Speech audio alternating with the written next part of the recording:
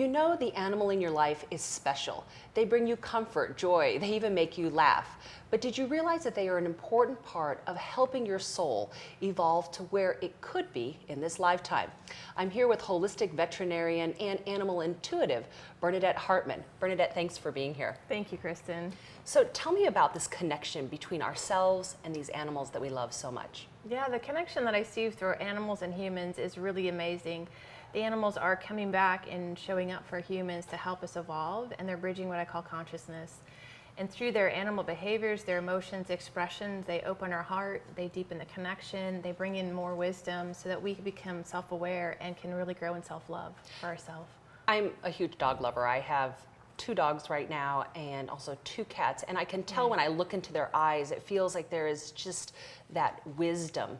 Right. When I work with people and the animals, what I really see is, like you said, I call it the wisdom keeper, but it's that soul essence. I don't see them any different than people. It's this vibration, the spirit, the soul, whatever you want to call it, you're comfortable with, those animals hold that place. So to me, it's not about an animal kingdom and humanity, it's about this divine partnership where we're all walking together in parallel.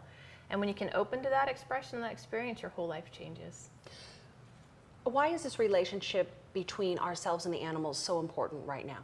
So right now, because we're all evolving at what I call exponential speed through consciousness, the animals have really chosen to come back and hold space for owners to really help evolve that and awaken them and bring in that self-awareness and that self-love. And it's like what I call the embodiment. So many of us don't want to be on the planet as we're evolving. We're like, life is hard, a body's hard, but we're shifting that perspective to moving into love, self-joy, and self-empowerment. And so the animals are transitioning and holding that space so we can look at that mirror, look in those eyes and say, wow, there's a divine being reminding me to be present in the moment and to love myself and to make decisions for my highest, greatest good and theirs. Now you have a private practice in Oregon. Share with me some of the stories of the types of animals and clients, their owners. Yeah. So I see a lot of different animals, mostly dogs, some horses and cats. See a lot of different emotions, so anxiety, fear, what I call submissive behavior, all the way to reactive. A lot of reactive dogs I work with. So for a horse story, worked with a gelding that had been going around the world circuit training, had hurt a back leg injury. Came in, all the vets in the area said, you know what, he needs to be stall rested, don't ride him. They put him in a stall for a year, very angry, there's like kick marks all over the stall. So I show up, they put him out in a paddock and nobody can touch him, nobody can interact with him. In a 1-hour session, I moved enough energy off his body, opened his chakras, rebalanced him, that I came back a week later and he gained 100 pounds. Just from that shift and saying, thank you for showing up to help me move all that repressed energy around me. Some of the dogs I work with on the very reactive side, they come in and what happens is the owners will describe the behavior and the emotion and I hear the energy behind it. So we go in, is this generational, is this genetic, is this something in the subconscious, is this a limitation? And then we move into that energy and we transform the energy so that that behavior changes in the immediate environment. Sometimes it's right away, they walk out, they're totally transformed, and it's just like us, it's an onion layer. You go through the first level, the next level, and then you just kind of keep moving, but they always transform, and it's amazing to see it. How can we know what lesson our pet is here to work with us on? So they are so varied, but it's a great question. So what happens is I tell owners, don't get caught up in the behavioral expression, because lots of times we start in that judgment area. We're like, oh my God, my dog's anxious. Does that mean I'm anxious? Well, maybe. But what I say is ask what's the energy behind it. Say my dog's expressing anxiety. What's the energy behind the anxiety? Is it fear? Is it abandonment? Is it trauma? Is it some of all of it? And then when you can open to that and open to the divinity that they're holding, that's when you can see the energy and say, oh, well, I worked with a client last week. We hit abandonment and then she went home and she hit a deeper level of shame. And she goes, oh wow, I didn't know I had that shame in my life that my dog was trying to reflect through her behavior. So it's just asking the questions, what's behind the behavior and getting out of that limiting judgment. One of the most painful things that can happen to a pet owner is when they pass. Yes. And especially people who don't have any children, when the pet leaves the planet, it's just heart-wrenching. Right. Is there some hope for that? Yes, there's a lot of hope. Some of what I see is I work with people what I call through the transition process. So we communicate with the animal across the veil, see where they're holding space, how they're still working with that human. And a lot of times, a lot of the animals I work with, I see them coming back in a new body, a new form, to support the owner to continue the journey together. Because those souls want to come together. They know each other, their old souls, their old journeys. And when they come together, they say, let's have a new experience, let's grow again. And you already have that foundation. So when you see that animal, you're like, that's my dog, that's my horse.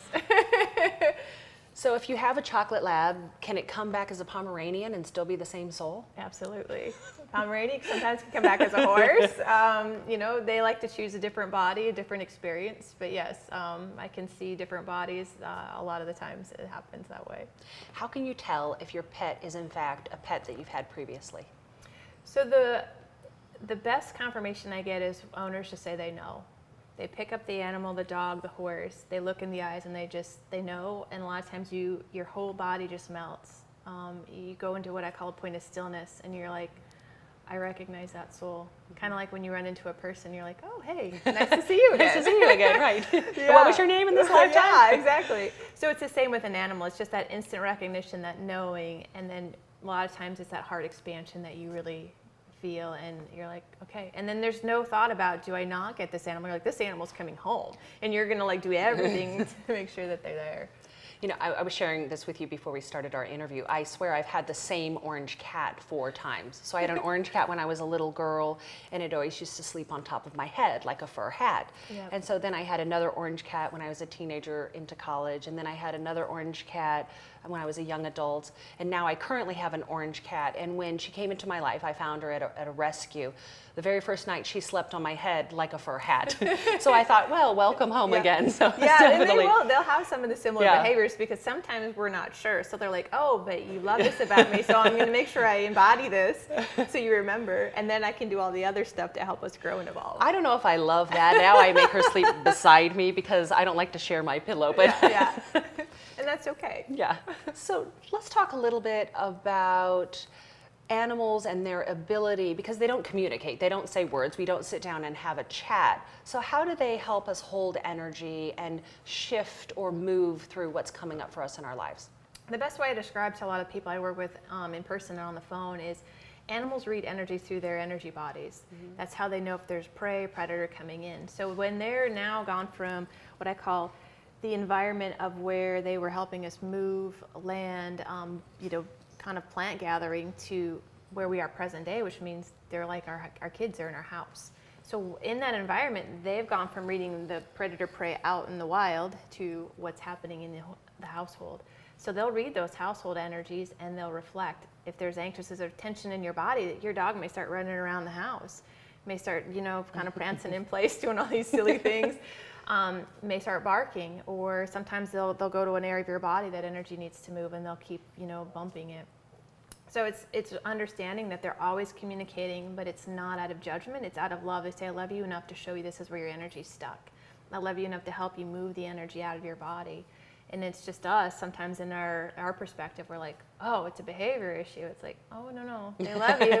If you can see it's our behavior, right? Yeah, but they're really just reading the energy in the environment. If you can understand that, then you say, okay, well, what is it about me? Oh, and then you say, oh, I haven't been breathing for 30 seconds. So I'm really tight, got home, saw the bills, threw them on the counter, and I'm really upset. And now Fido, you know, is like, holy crap, Mom, running around trying to get you to calm down, saying, wait a minute, just breathe, just let the energy move out of your body. And sometimes it's just bringing the awareness. And I've watched some of my clients, as soon as they bring that awareness to where it's stuck in their body, the energy moves out and the dog will lay on the floor and sleep for the whole entire hour session, which the owners are like, they never do that. But they're like, you're deep in your process, you're honoring where you're at, and you're being authentic and true to it, and that's all an animal wants. So now animals get a lot of illnesses that humans get. Yes. Speak to us a little bit about that. So I can read an animal body and tell you what's going on in an owner's life because of the certain areas of the body hold certain emotions. Most people know liver holds anger. The hips sacrum issue, that's about fear moving forward. Knees have to do with opening to the world, the universal energies, your greater self, for instance. So it's like looking at those energies and saying, where is it stuck in the dog's body? And sometimes before it manifests, they'll take that on for owners and move it out through their body and then have a disease process. sometimes in the disease process, it's to open the owner to get them to the right path of people to help them on their journey. So it's kind of multi-dimensional in that aspect. So we have a cat who's a rescue, Right. and we took her in to get his teeth cleaned, and it turned out that his mouth was all infected.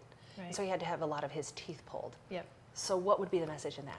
So the message with teeth, and I don't have them all memorized, right? I'm just curious, You know, though. I saw Give a you a chart, case study. Yeah.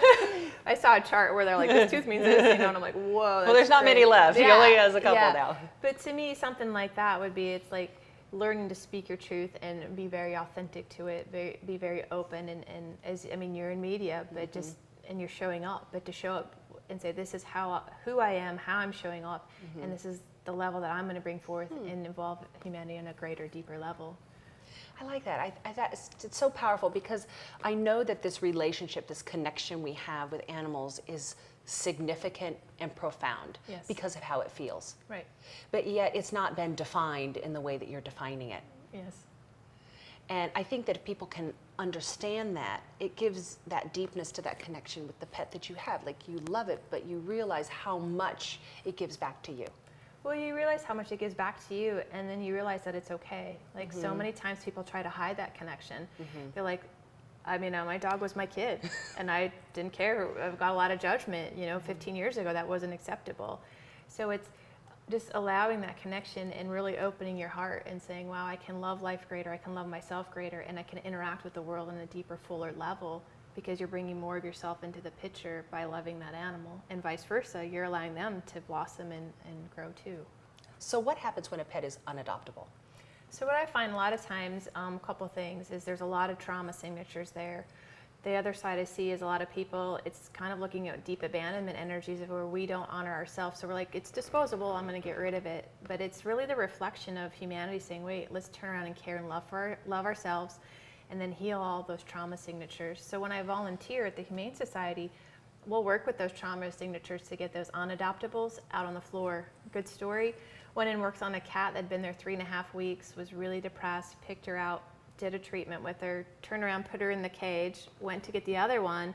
I turned this way, put the cat in the treatment room, and came back, and that door was open and the cat was gone. And I'm like, oh my God, like, what happened? So we're trying to be stealth mode, running around the Humane Society looking for this cat. Somebody had walked behind me, picked up the cat, walked to the front desk, and adopted her. I mean, within a minute after. A minute after we worked on her. So it's, sometimes you just have to shift the signature so somebody can recognize that soul, but it's just understanding that, you know, they come with their own journey to learn and evolve just like we do, and it doesn't mean that we need to not help them.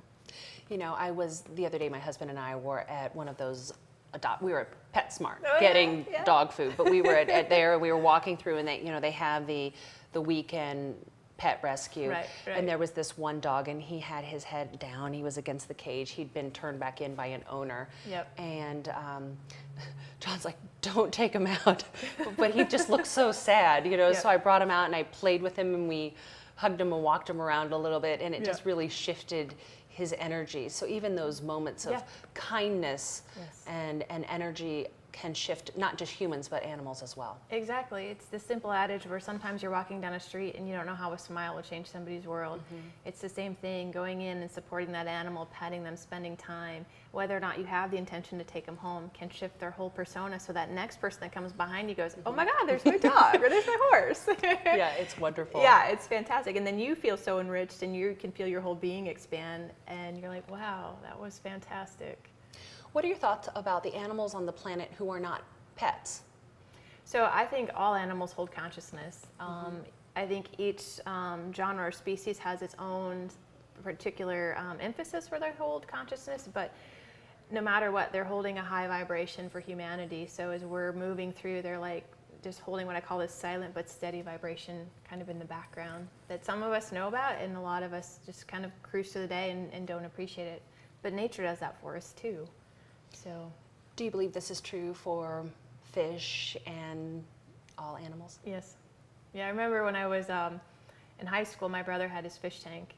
And he like, hey, Bern, come here. Look at the fish. And I'm like, I'm like, they're fish. And he started describing their personalities. And we sat there together. It was so cool. And sure enough, they started playing and they started doing stuff. And every personality he explained, they started displaying that. So that was really an eye-opening experience for me, gifted from my brother. But yeah, I think they all have personalities and they all have that divine essence in them. When someone has a pet and they want to deepen that relationship, what is the first step? So for me, the first step is really about being open to seeing that animal's divine being walking in partnership with you. And then from there, it just naturally falls into saying, wow, what are they here to teach me, help me, support me with, and then asking for what the energy is behind what they're observing, seeing, experiencing. And knowing that it always, always, always comes from a place of non-judgment and the highest levels of love. And that will start to open the door and start to shift and transform a person almost immediately. Bernadette, thank you so much for being here and sharing with us your insights into the significant connection between our animals and ourselves. Thank you, Kristen.